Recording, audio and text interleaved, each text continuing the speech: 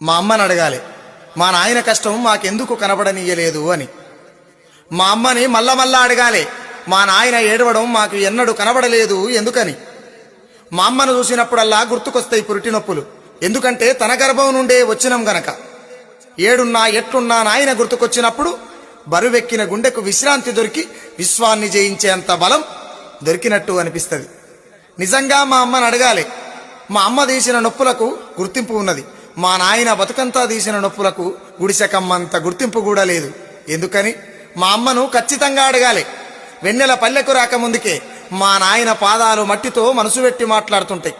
దోస పచ్చడ, దొడ్డుప్పు, పచ్చుకారం ముద్దల పరమన్నం మా నాయన సత్తువకు ఆనవాళ్లు.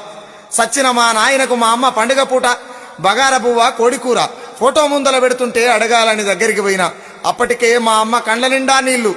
మీ నాయన ఎంత రాసినా ఎంత వాడినా రుణం తీరని